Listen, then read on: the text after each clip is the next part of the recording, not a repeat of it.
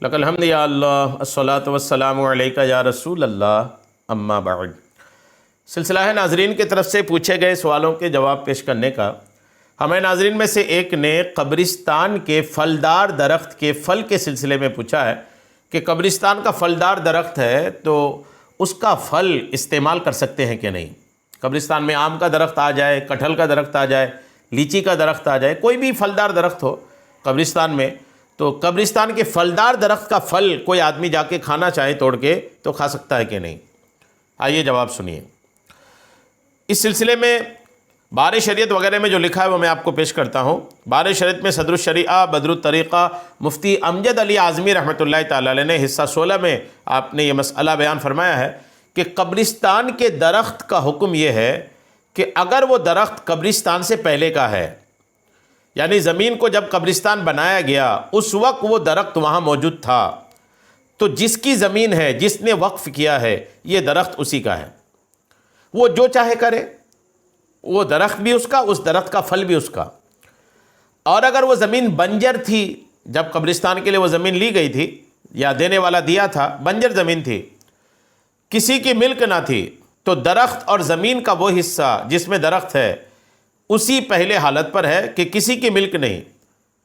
اور اگر قبرستان ہونے کے بعد، اگر ایسا ہو کہ اگر قبرستان ہونے کے بعد درخت ہے اور معلوم ہے کہ فلاں شخص نے لگایا ہے، تو جس نے لگایا ہے اس کا ہے، مگر اسے یہ چاہیے کہ وہ صدقہ کر دے، اور معلوم نہ ہو کہ کس نے لگایا ہے بلکہ وہ خود ہی وہاں جم گیا ہے، تو قاضی کو، جو علاقے کا قاضی ہوگا، قاضی کو اس کے متعلق اختیار ہے۔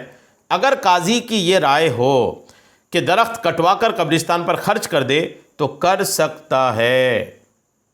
یہ اس کے پورے مسئلے کا حل میں نے آپ کو عرض کر دیا ہے۔ تو اب جو قبرستان ہوتے ہیں عموماً یہ بعد میں اس میں درخت یہ اگتے ہیں، لیکن پورا مسئلہ تو میں نے عرض کر ہی دیا ہے۔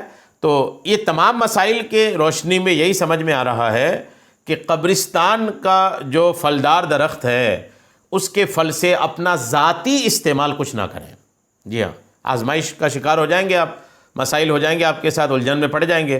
قبرستان کے پھلدار درخت کا پھل یا قبرستان کے درخت کی کوئی ٹہنی شاخ یا قبرستان کا درخت ہی کاٹ کر اپنے کام میں لگانا، ان تمام چیزوں سے بچیں، پرہیز کریں۔ قبرستان کا درخت قبرستان میں ہی کاٹ کر کے اس میں لگا دیں۔ اگر کوئی بندہ خود لگایا ہے اس میں اور اگ آیا ہے وہ، تو پھر اس میں بھی بہتر یہی ہے کہ جس نے درخت لگایا ہے اس کو چاہیے کہ وہ قبرستان کے لیے صدقہ کر دے اس کو۔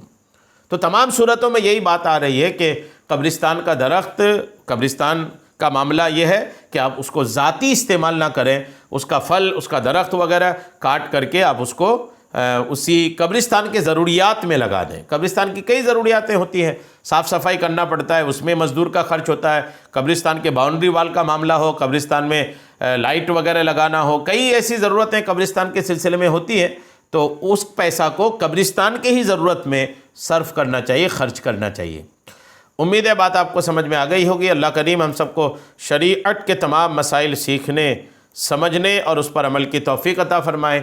آمین بجاہ النبی الامین صلی اللہ تعالی علیہ وسلم۔